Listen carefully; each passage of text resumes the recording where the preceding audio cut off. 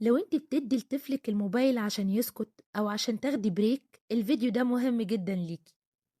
خليني اقولك الحقيقة، شاشات الموبايل مش مجرد تسلية، دي ممكن تأثر على صحة طفلك بشكل كبير من غير ما تاخدي بالك. اول حاجة، بتأثر على العين، لان عين الطفل لسه ضعيفة وبتتكون، ولما يقعد وقت طويل قدام شاشة قريبة ده بيعمل اجهاد شديد للعين. الطفل يبدأ يرمش اقل وده بيسبب جفاف، ومع الوقت ممكن يحس بزغللة أو صداع، وفي بعض الحالات للأسف ضعف نظر بدري. تاني حاجة، بتأثر على المخ، لأن المحتوى اللي على الموبايل سريع جدا، ألوانه قوية وفيه أصوات وحركة مستمرة، وده بيخلي مخ الطفل يتعود على السرعة دي.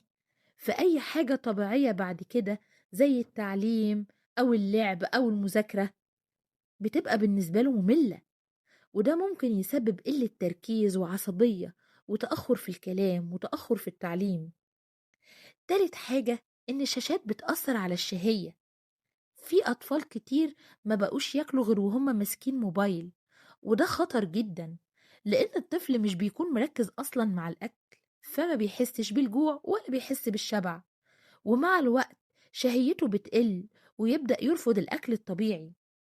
رابع حاجة، الشاشات بتأثر على النوم، لأن الموبايل قبل النوم بيأثر على هرمون النوم، فالطفل ينام متأخر ويصحى مرهق ويبقى عصبي طول اليوم.